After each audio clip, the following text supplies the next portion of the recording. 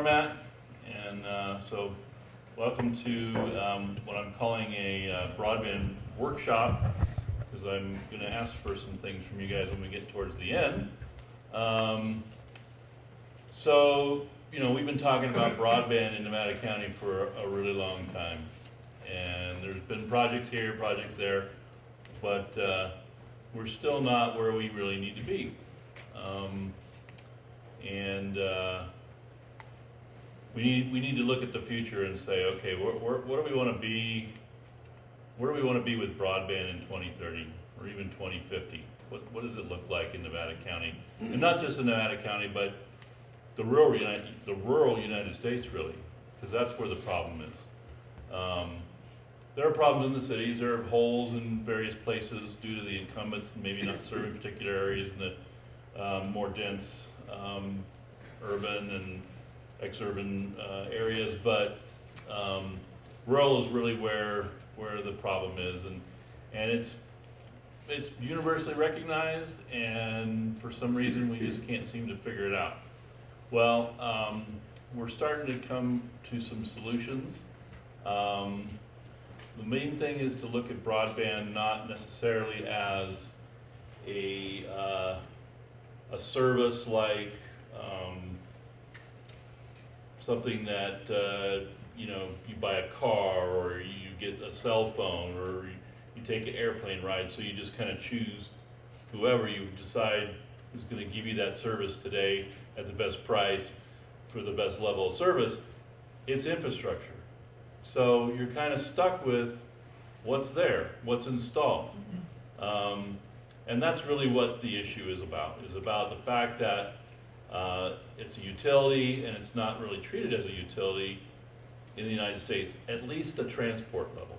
I'm not talking about the services or the operations and maintenance, just at the level of how the actual fiber or cable or copper or wireless gets to your device, your home, your business, whatever. So if you're going to have public infrastructure, again, at the transport layer, then you have to have somebody that owns it. And that's not a private company, or is not an entity that is beholden to somebody other than the customers. Now, even a private company, the customers, you know, there's a relationship there, but with a utility, it's a little bit different. So I talked to a lot of people about this presentation, and one of the things I heard from the feedback from people was, Michael, you're in your head too much. This is about winning hearts and minds. And I totally believe that. This is really easy to get into the weeds about broadband, because it's a very complicated subject. There's lots of layers and players, and it's just a big ball with lots of moving parts inside. But this is about, you know, solving the problem and getting on board a solution that a lot of people are starting to think will work. So just for the sake of argument, I'm going to bundle together a municipal owner of infrastructure utility as well as a co-op. How many people here know about the Plymouth Sierra Rural Electric and Telecommunications Co-op? Well, yeah, half of you. So just up the road, not very far from here, there is a co-op that's been functioning as a rural electric co-op since after World War II, and as a telecommunications co-op since the 2000s. And they have in Quincy and Portola, two small towns with not a whole lot of people, less than 10,000. They have gig speeds, fiber synchronous to their businesses and homes in certain areas, and they're building out very, very quickly. And the reason they were able to do that is because they built it themselves and they decided that they were going to do it, and that's what they're doing. So this is a video that's geared towards municipal ownership, but just pretend it's co-op. Broadband networks matter because we live in a digital economy. In the digital economy, many physical objects are getting connected to networks, sensors, and computers. In this new economy, cars become computers with wheels, farms become computers with soil, and airplanes become computers with wings. The information flowing from cars, airplanes, and farms becomes powerful through a connected global network. A business without a fast and reliable network can't participate effectively in the digital economy. A child who can't afford a reliable connection can't do homework. A community without robust network infrastructure can't attract the businesses or workers it wants, stifling economic growth. As a municipality, we must make it as easy as possible for people to participate in the digital economy. We do this by operating networks the same way we operate our roads. The municipality builds and maintains the roads and allows everyone to drive on those roads. The problem with our current broadband system is that large internet service providers control the digital roads and access to those roads. They use this control to block competition and keep prices inflated. We understand that broadband network infrastructure is essential to everyday life, and that open networks lead to innovation, increased competition, lower prices, and faster network speeds. We're making broadband infrastructure a public utility, just like your home's water, sewer, and power connections. But we will not compete with the private sector by providing internet services over this infrastructure. No one will be forced to participate in the municipal fiber network. Residents and businesses who don't want it can opt out. Those who participate will select from a list of ISPs and internet plans based upon their needs. But here's the best part. Subscribers can switch providers and plans in less than 60 seconds, as easy as shopping online. By providing the digital infrastructure as a utility and creating real competition between ISPs, our goal is to drive down the total cost for internet access by at least 30%. And here's the best part. Once the physical infrastructure is paid off, that portion of the overall cost goes away, lowering your monthly internet bill by an additional 30 to 40%. In addition to lower internet costs, the network will facilitate additional services in the areas of healthcare, education, public safety, emergency communications, and many other applications that will drive economic growth, benefiting everyone in our community. We are creating a new digital marketplace for the private sector, an expansion of the digital economy. Any private sector company can participate, compete, and innovate in this new municipal marketplace.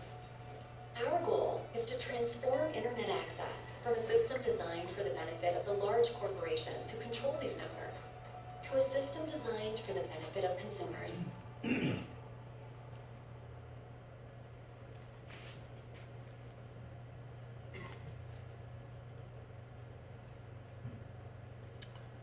So, just to give you a little history of how we got here. Sorry. Over the past 50 years, the percentage of people who live in cities across... So, last summer, Nevada County, which, you know, the Board of Supervisors have been talking about fiber and broadband for quite some time, they were convinced by various folks to come up with a pilot program for a broadband grant. And so they decided to do $250,000. $25,000 of that's being administered by the Sierra Business Council up in Truckee. And I believe at the end of October is when they opened up the application process with a deadline of December 6th, which gave you about a month, maybe a month and 2 weeks in order to come up with a full plan for a project. So that really doesn't make a whole lot of sense. And Jim, you were on that conference call, and we, Jim with Smarter Broadband, we a lot of us said, you know, this timeline, this deadline is just really not very reasonable. How do you expect us to put in an application? And they said, put it in anyways. Just come up with something, get something in there, and we'll work it out.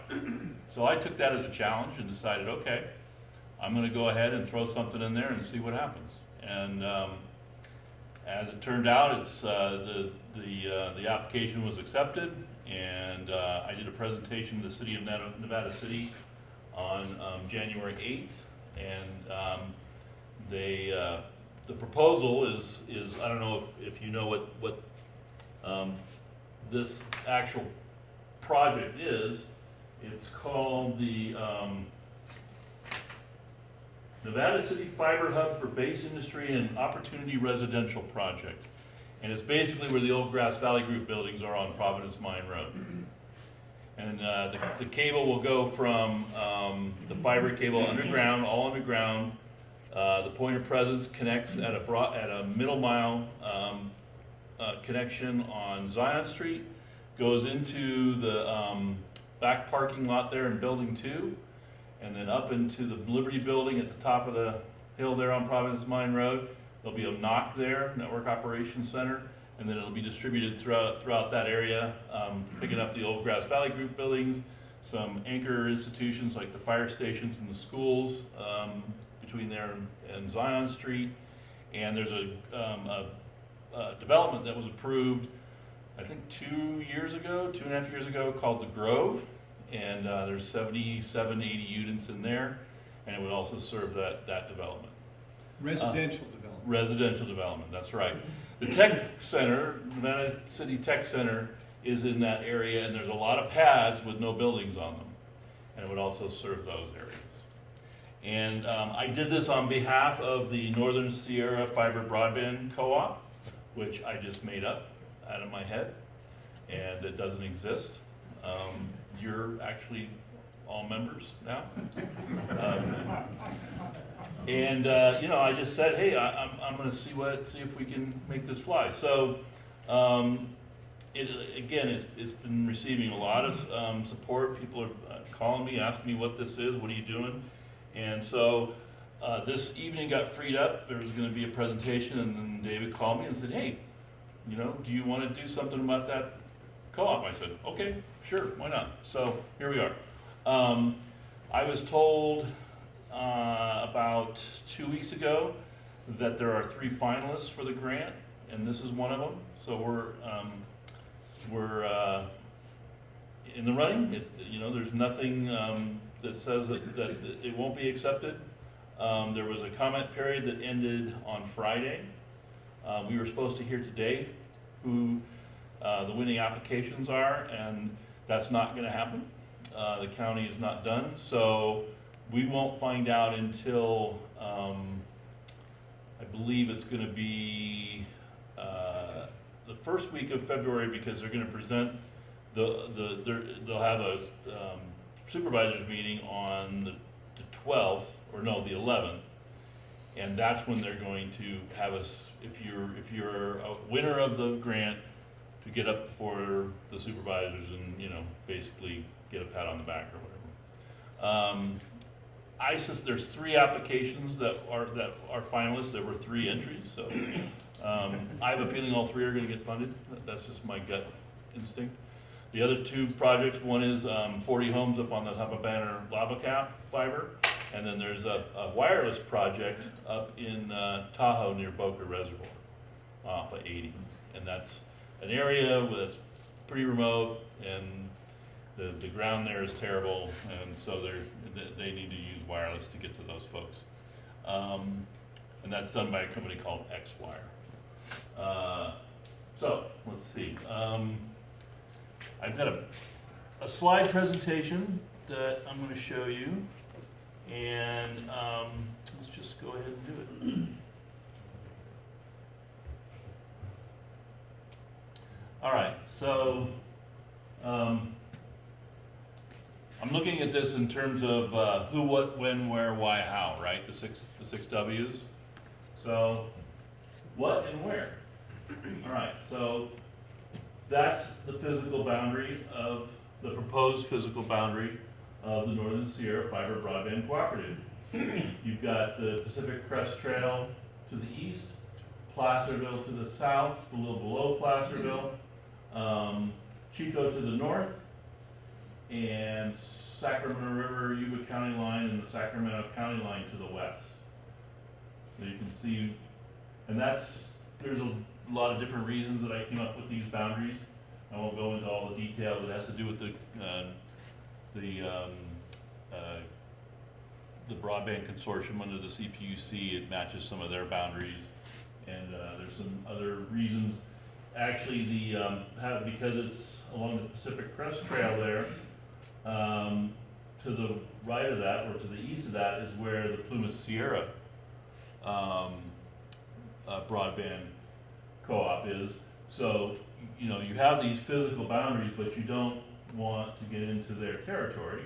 The way this works is you can do projects inside the boundaries, anywhere you want. Project here, project there, project everywhere. So you don't have to just do the whole thing. You can do little places and things that make sense. And then the co-op will own the infrastructure and operate the infrastructure based in those various areas. And because it's the internet, a lot of the management can be done remotely. You don't really need to be there. There'll be some truck roll issues, but by and large, it'll mostly be monitored over the, using the internet. So,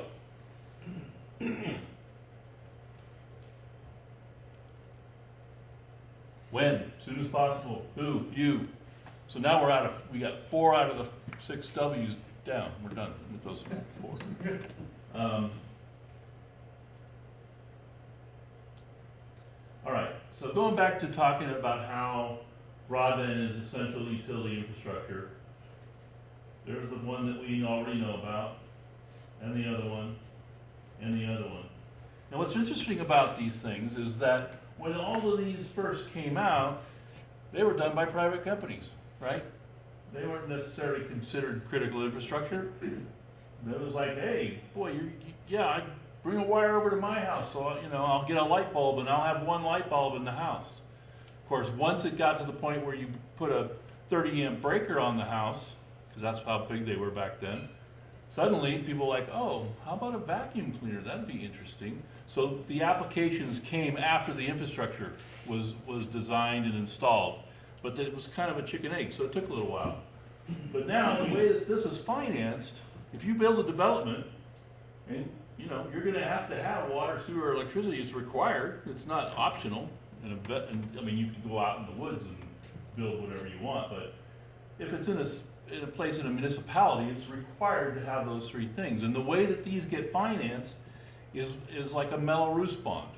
Is everybody familiar with what a Mello-Roos is? Yeah, it's an instrument. It's a financial instrument.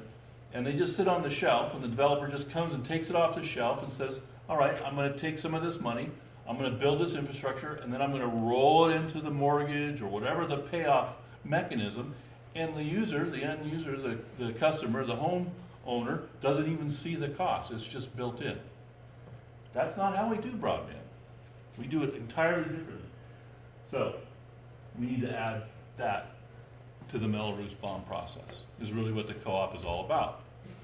So by taking the co-op and having an entity to own the infrastructure, we now have somebody that can take responsibility, a democratically organized entity that can take responsibility for the ownership and operations of the infrastructure.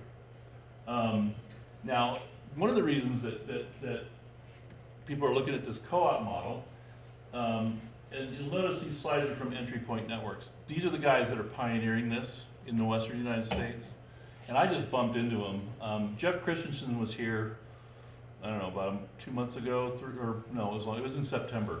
He did a presentation and talked about, he has a software, their company has a software product that basically what it does, it's that part where, and I'm gonna get in the weeds here, but it's where you take the layer 2 of the OSI model and you're able to provision the data plan, the voice, the content, all of that stuff with this software. It breaks that all down.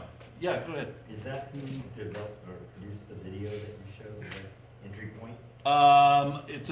It may be them. There's like a consortium of co-ops. Okay. So I don't know the answer to that question. I think they had a hand in it. They're doing this, so that video came from a website in Quincy, Massachusetts. They're doing a project in Quincy, Massachusetts for a municipality. So in a lot of places, a municipality is the appropriate entity to own and operate the infrastructure. Here, municipalities just really don't want to get involved with that. And that's one of the problems that we have in Nevada County and Northern California. You know, you can go talk to the supervisors and the staff, and they're like not interested. Yeah, we'll do solar, but we will not do broadband. Just it's too messy. And you know, there's also a lot of problem with the incumbents saying you guys can't get involved with that stuff. You're not allowed. You're a municipality and you're competing with us. Co-op doesn't have that problem. We can do whatever we want. It's up to us. Was it just a general fund from the county that was putting up the 10? Yeah, it came from TOT taxes. Yeah. So that's, and there's money there. So this was $250,000 to start. My guess is they're gonna do a follow-on grant. It'll probably be $2.5 million.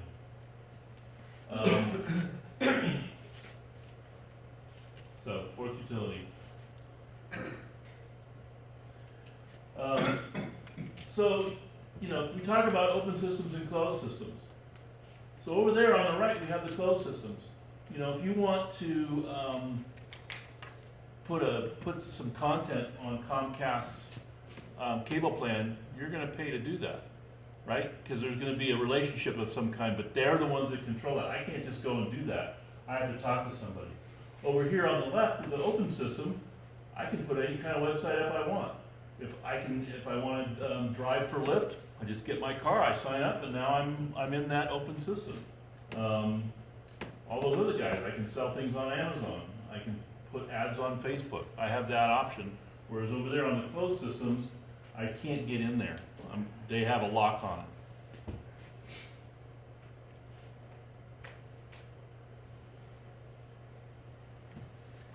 So what you typically have with the existing internet infrastructure with proprietary networks, not open systems, is if you look over here, the telephone, entertainment, and internet, those are the three, those over there on the right. That's kind of what you get in your bundle. But there's a whole bunch of other stuff that right now it's difficult to get your ideas on the internet. You're going to be over the top. You're not going to be able to.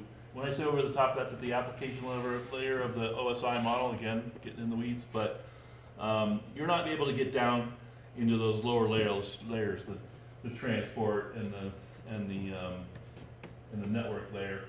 So there's a whole bunch of other stuff that we could be doing better over an open system. And you've all heard about these things. The increase of automation, Internet of Things, AI, blockchain. This stuff is just getting ready to bust out. And in a closed system, you're going to be looking at situations. Let's say we have a smart home with lots of sensors, and I want to have a product that does all that stuff. So I look at it, I do the product, and then, okay, I'm gonna have to charge $20 a month to the user to provide that service. Well, Comcast can say, yeah, I'm gonna do the same thing, but I'm only gonna charge $6 because I can bundle the real cost in the other part that I'm selling you for the bundle.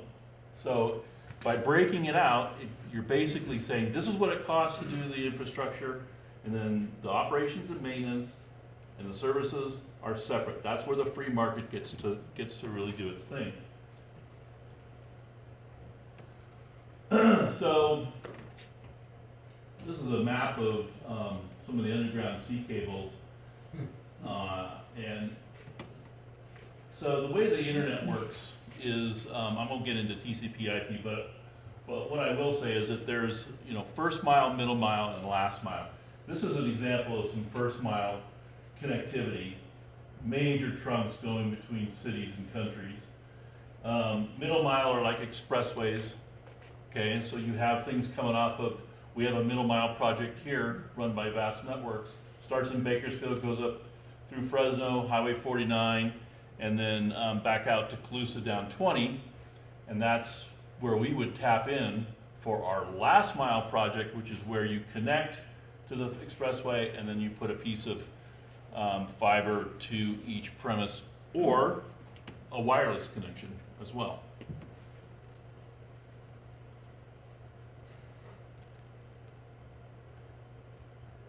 Let me go back to that. Any of you familiar with the Great Stagnation? So this is this Tyler Cowen fella wrote a paper back in, it's almost 10 years old, but it's still, I think, quite appropriate, that for the last 100 years, the low-hanging fruit, we've kind of been able to take advantage of that. Airplanes, roads, cars, electricity, plumbing, those things, you know, back in the mid-1800s, you didn't have any of that stuff. People were living in the mud, and now, 100 years later, we got people flying to the moon and stuff. But those things are done, and we're getting ready for another wave, but it just so happens that this next wave is really dependent on this particular piece of infrastructure. So this gentleman here, he talked about the Great Stagnation, saying that we've done all the easy stuff and now we've got some hard things to work on. But his opinion is that the internet is just at the very beginning. I totally agree with that. And we'll talk about some speeds and some other things that we'll see with innovation. The internet has not been around very long.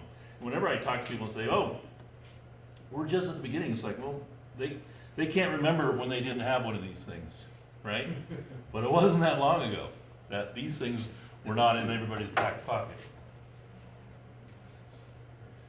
And here's an example of how you can get about what the future is, right? So, I just like that slide.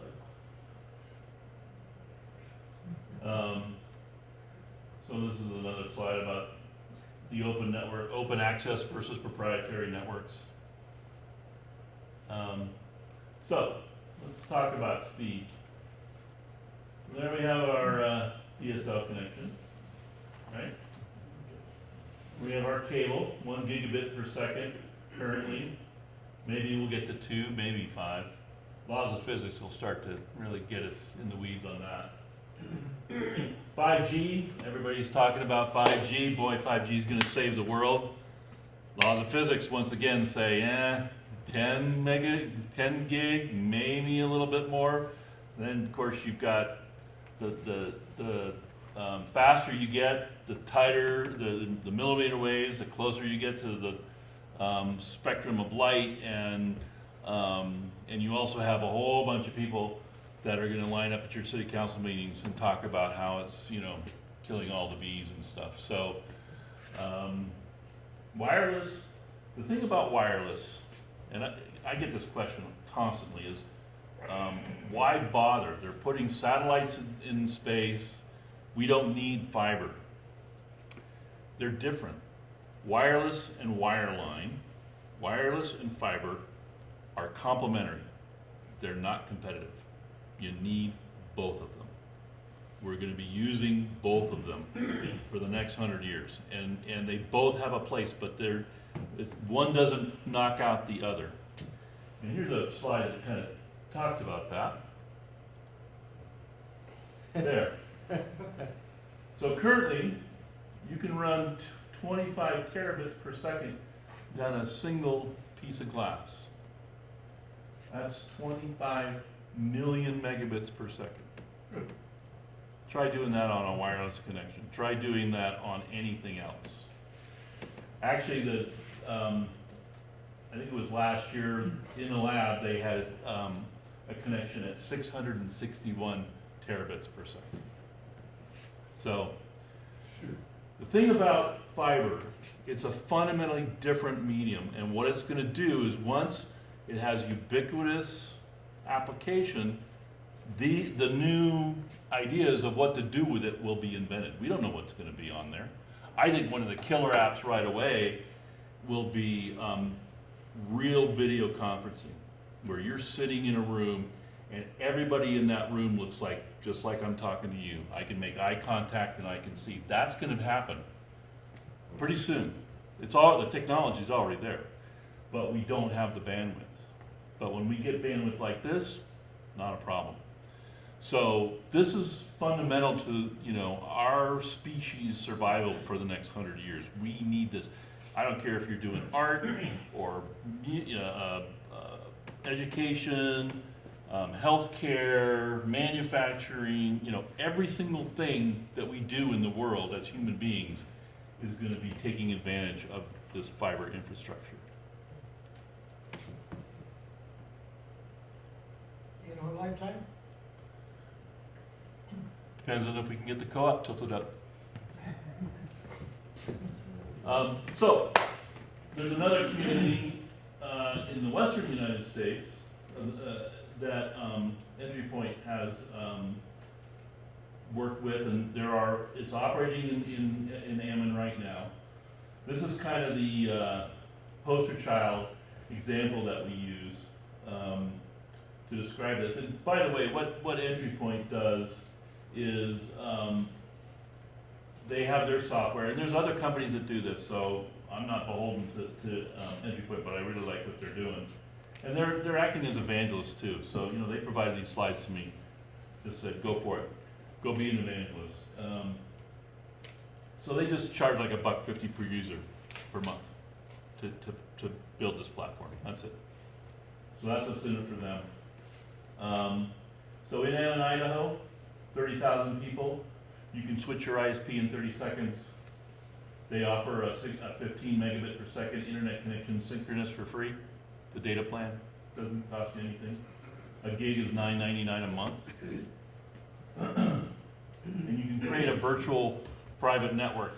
A VPN, if you use software, you're sitting over the top. Again, you're up at that application layer.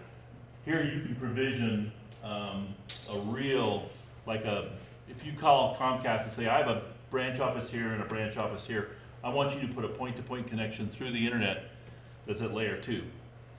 They'll say, yeah, we'll do that, we'll put it in our system, you know, a couple weeks later, maybe a month, if it's AT&T a year and a half later, they'll get something there for you. Here, you can get into that dashboard, you go boink, boink, boink, enter, done. Virtual private connection at layer 2, for free.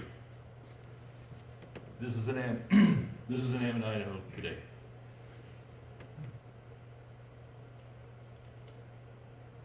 So that is at the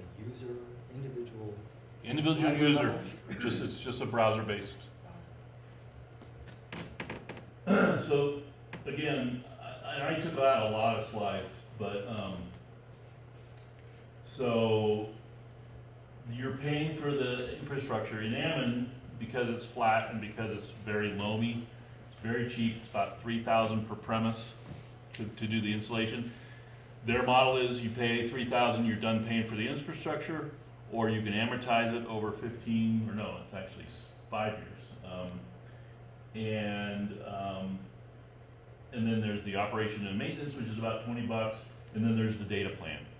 Now, of course, you're responsible for all the other stuff on top, the phone, you know, video content, home security, whatever you want to put on there, that's all you too. But just for the data plan, and the companies, Fibercom, QuickNet, etc., all they're doing is they have wholesale bandwidth that they're reselling. So that's all this is. This represents, I mean, they're not doing much of anything. It's just a provision thing. It's a software, clickety click, boom.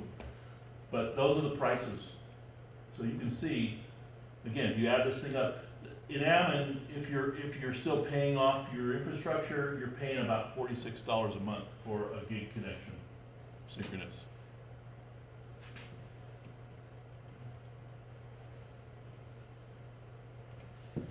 So this, they started building the network in July of 2016, and you can see here the change in what kind of service that they've been able to enjoy since they decided to do this. They did an overbuild.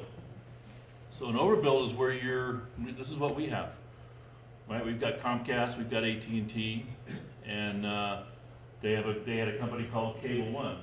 And so they built their network on top of Cable One. Cable One is still in business. Cable One still has plenty of subscribers, so they coexist. And there's just some folks that just want that bundle, and they're perfectly fine with what they get with Cable One. So the thing that's interesting about this is you don't need to worry about take rates in order to get this thing done when you do the revenue bond financing model. These prices are what Entry Point is charging the ISPs? Entry Point is, their only involvement is providing the software platform that allows you to provision these things. They're not the ISP. So the ISPs all compete and they just get on the platform and you can just choose who you want. Right, I understand, this shows some fixed prices for 6 fixed speeds. So that's either an average of all the ISPs? It's an average, I'm sorry, it's an average of those things, correct. Is there fiber on the telephone poles? No, it's underground. It's all underground. How many fibers are coming up from, I want to say Barstow, that's not it. Bakersfield, Bakersfield. I believe it's 72. So, 72 times 661 terabits per second. I used to work for fiber optics. Yeah, you don't need, yeah. Okay, so let's talk about the financing some more. Again, if you break the network into the 3 layers, you got the infrastructure expense, which after you've paid it off, you're not paying for anymore. There's the monthly maintenance and operations, and then there's the services on top. Okay? So let's talk about how much money some of these big companies have. This slide was done for a community, mountain, see that up there in Idaho, Mountain Home, Idaho. And their annual, the way that they go and talk to these communities is they say, well, this is what your people are spending annually on broadband. And so Mountain Home, I think they're 6, maybe 10,000 people. That's about right. I've been here. Is that about right? Yeah, that's about right. Yeah. Pretty small community and very spread out. But they're spending, $4.5 million a year on broadband, the people that live there. So the money's there. It's just not being allocated properly. The reason that they put these companies in here is that this Zito over here is in Pennsylvania. They're one of the providers in Mountain Home, and they have annual revenues of $45 million. But let's look at the 2 big ones, Comcast and AT&T. Comcast has almost $100 billion in annual gross revenues. AT&T has almost $200 billion in annual gross revenues. And there's a lot of money coming from the people in this country who are spending it on broadband. We spend at least 2 times, maybe 3, compared to Europe and Asia, and we get about 1/3 the service. That's rough metric, but we spend a lot of money on broadband.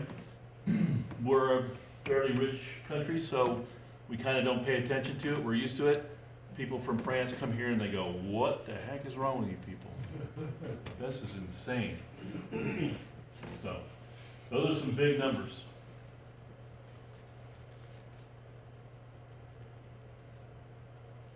So, doesn't depend on take rates. Usually you look at projects that are privately financed by a company, let's say Race, that's come in here. Take rates are really key to the success of that project because the grant that they got and the money that they're putting in from their private investment, they have to take, I think that, if they're not getting at least 60%, they're gonna be hurting. So with a co-op model, the take rate doesn't matter. The subscribers and the members are partners in the co-op, so they're owners, essentially.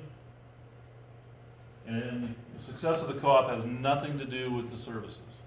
So we don't need to worry about, the data plan and the video plan and all that. That's taken care of by others. So I put together a little glossary. I don't want to spend too much time here, but we talked about wireless and the fact that we need both. the first mile, middle mile, last mile concept, the point of presence, which is where the first mile, middle mile, and last mile connect together. Those are the building blocks. Over the top, that's at layer 7 of OSI, Open System Interconnect. And you hear a lot about cable and cord cutting now. People are getting away from the bundles and they're doing things with buying their services separately. There's OSI.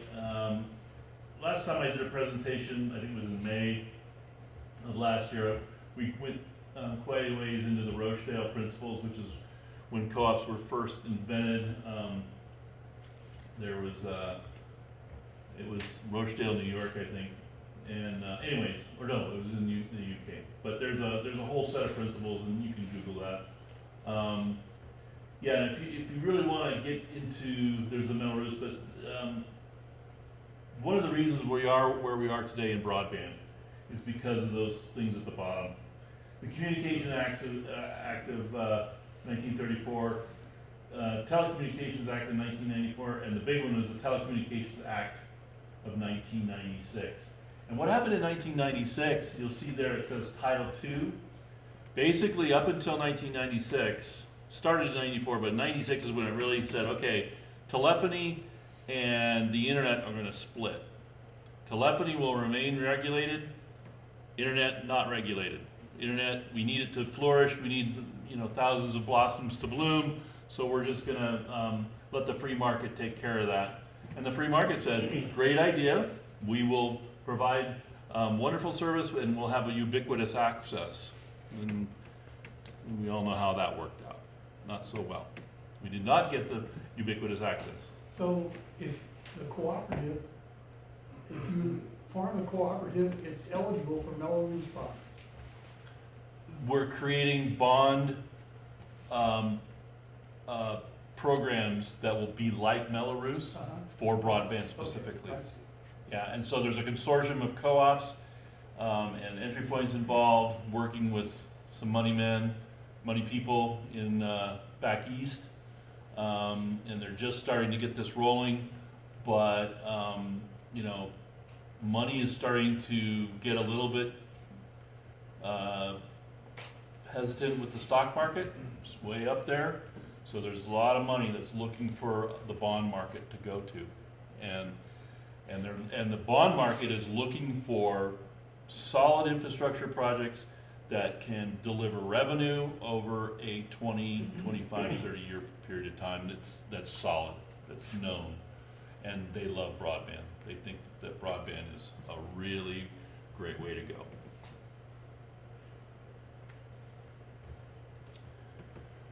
So this gets a little busy here, but basically it talks about the different types of ownership. So you have your POU, that's your municipal government. You have your IOU, that's PG&E model, where you've got a utility that's private, but it's heavily regulated, or attempts to be heavily regulated. There's the co-op, which is a 501c12, that's a nonprofit designation for utilities under the federal government. And then you have your private company. So I'm not going to read all that, but you can see the differences there in terms of how with a co-op, you really have a great give and take between the owners and the members of the owners. So there's really not that that conflict that can happen. The books are open. You have to do a 901 disclosure for the nonprofit, and the boards is a set of directors that are elected within that territory. And you don't like what a board member's doing, you can run for office yourself or help get them replaced. So that's that. We're almost done. So there's all of the fiber network co-ops in the United States right now. There's about almost 200 of them. So kind of an interesting map there. What you'll notice is it's mostly rural areas, and in particular, in a lot of red states, and South and North Dakota, clearly the winners. And look at California, or Florida, or New York, right? So that's, you can see in California there, where all those little blue, those are the projects that Plumas Sierra Telecommunications owns. That's the co-op up there. So they're our next door neighbors. And I'm actually meeting with the general manager tomorrow, Bob Marshall, to talk about all this. Driving up to Portola and meeting with him pretty much all day. But what's interesting about this map, the places that don't have the blue, the places that are white, that's where the money is. Those are where the people that have money. Florida, along the coast in California, New York. There's a lot of money there. And you know what? The reason that model hasn't taken off is that the big boys have really locked down the idea of democratically owned infrastructure. So what we'd like to attempt to do is to bust that open, and we want a nice big blue spot right there in that territory that I described earlier, and I would like to see the whole Northern California with that, just like in North Dakota. That's it. Thank you. So,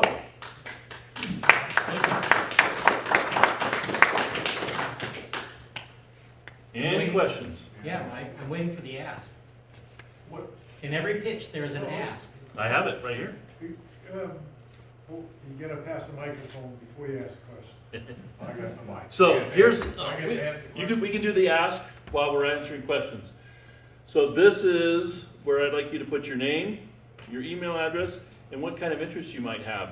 And when we talk about how you can participate in this, we're looking for initial board members. We're looking for people to work on the bylaws. These are the bylaws for the Plumas Sierra. I've gone through them and marked them up. I've scanned it with OCR. I've started to edit it, just pulled it out and replaced. It's pretty basic. This is a standard co-op document that's being used, throughout the co-ops that do this sort of infrastructure. And helping to form the 501c12, media web. We need to do outreach and get people talking about this and coming up with the next set of plans. So does that answer your question?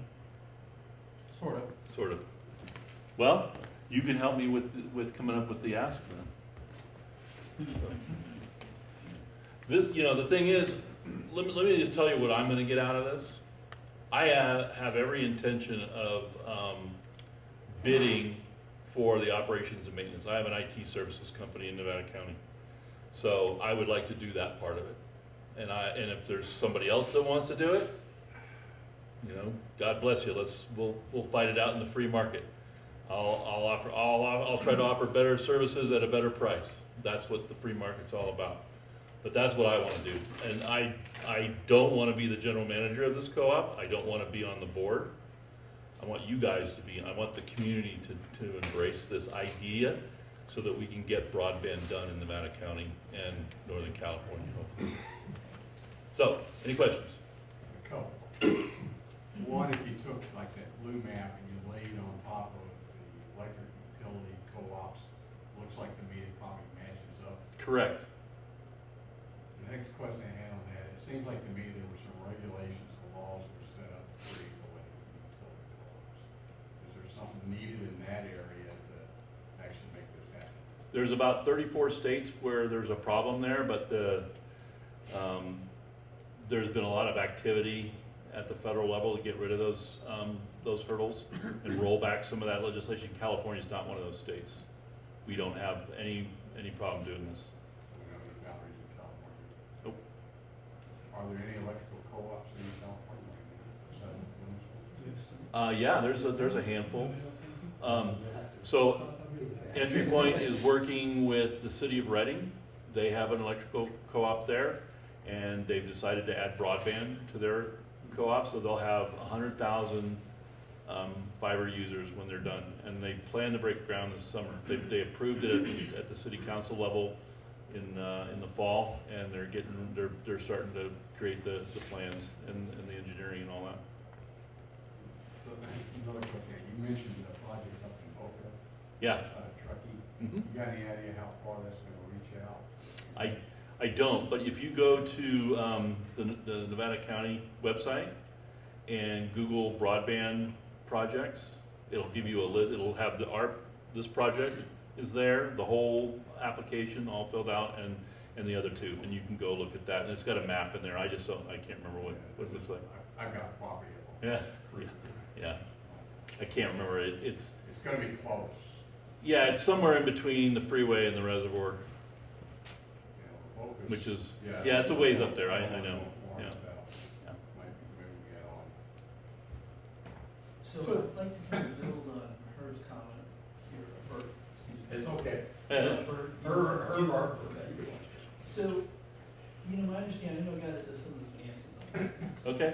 So one of the things he was telling me is that what they would do is they would use the revenue stream, this is where we get that revenue anticipation of Right. structure, Right. from the electrical co-op to fund, right, the front end cost of the subscriber side.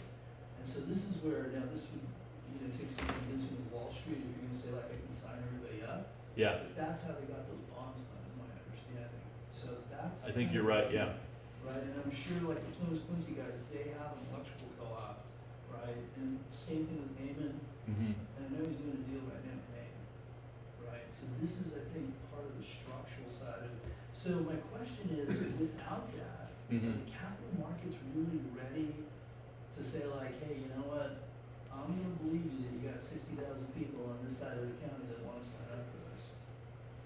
They're usually a little more leery than that. Yeah, no, your point is well taken, and so it's, because they have a proven model in Ammon, they've got a little break, they actually have 10 networks that they're working, that they have operating right now, but Ammon's the poster child, but, yeah, it's by no means a done deal, but I think it's getting closer, and it just seems like, it makes a lot of sense, because the rest of the infrastructure works that way, so why wouldn't this? But there's an educational component to this, you're absolutely right. Helping people understand that it's the fourth utility, keep talking about, this is the fourth utility, this is not optional. And we can't leave it up to the transport part of it, we can't leave that to the free market. I mean, competing at the transport layer is silly, it doesn't make any sense. You walk around Nevada City and you see, big copper cables, and then you see fiber cables from Comcast, and then you see fiber cables from AT&T, and then you've got a fiber under the ground with VAS. I mean, why? That's like, one of the slides that I took out is a picture of two sets of roadways, one roadway owned by UPS and one by FedEx, and they can only stay on their road. That's basically what we're doing here. What's your initial estimate for the cost? Because you've got like this huge pipe you gotta run, and that's a lot of pipe distance. The huge pipe for where? Well, from the vast network into this whole area that you wanna do. Well, we It's get like a some third of a pushback. mile from Zion Street to the Knock. Oh, is that it? Yeah, it's right there. So total upfront investment? Well, I can.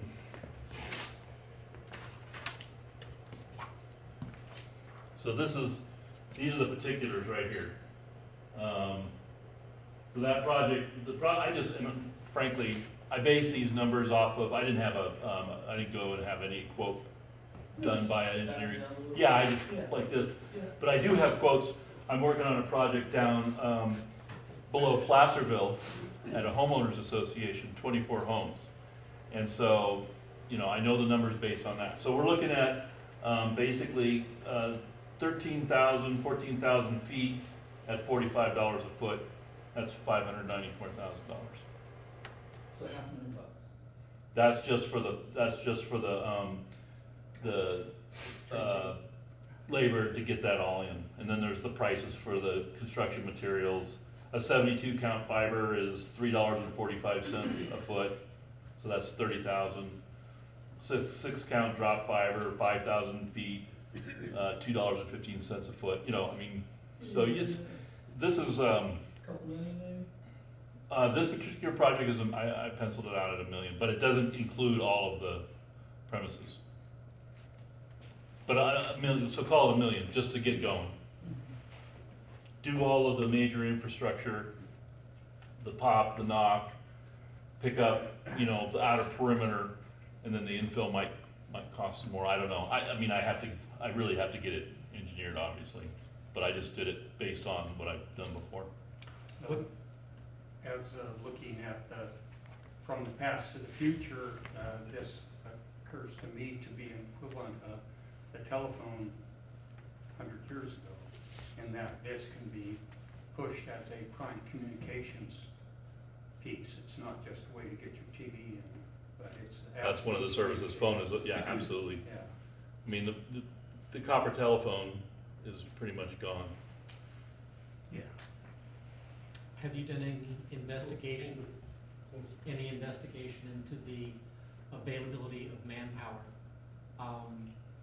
I realize pulling cable is no big deal, but some of the cable work, we either need to provide specific training so that you have the necessary manpower to go in and set up, which I would think you could then go and get some EDD training money Yeah. to get and train a couple hundred. Well, I know at the Economic Resource Council that there's a lot of effort right now to do outreach with the high schools and help them put back together their technical services departments. You know, the wood shop and the metal shop went away, but it's not just that. It's they're actually rebuilding all that stuff, and then they're including food service and medical and telecommunications. There's actually an IT arm. So, you know, kids at the high school level, once they get to, you know, their junior year, and maybe they're not going to go to college, they'll start going on a more a technical path, a certification. What's that? ROP.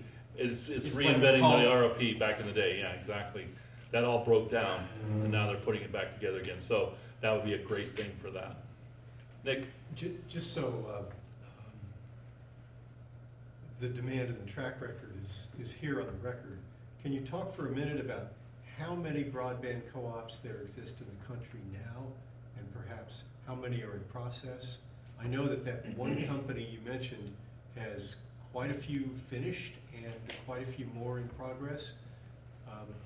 Just like to have some idea of those numbers. The number that, my understanding is like 160.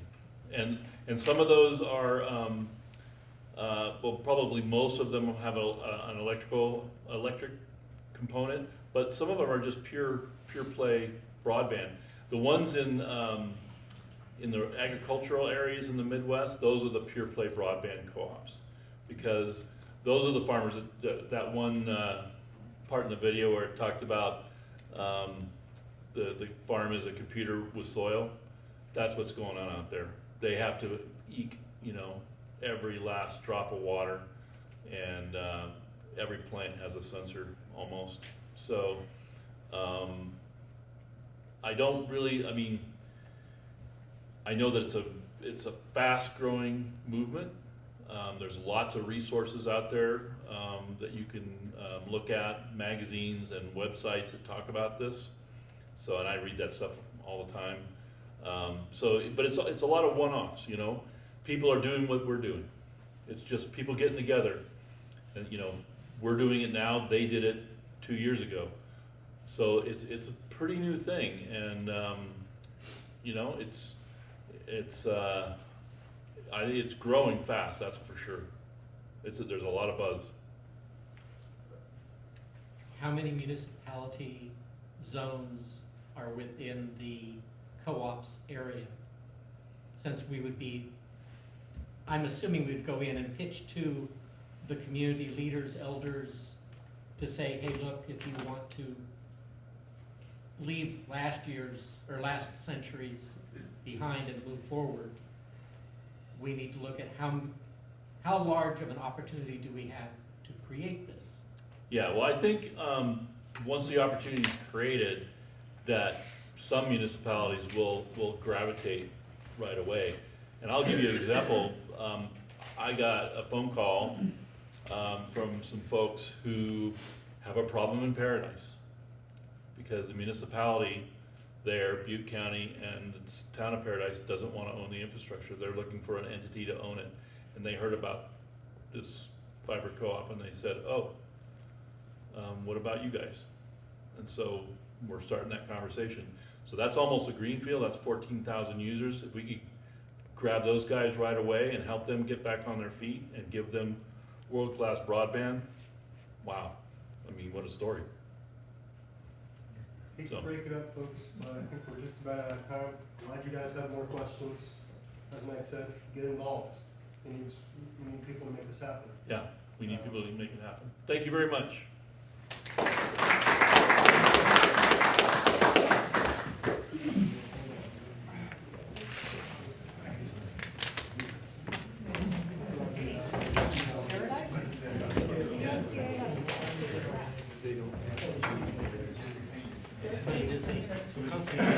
Yeah, but he's gonna open it.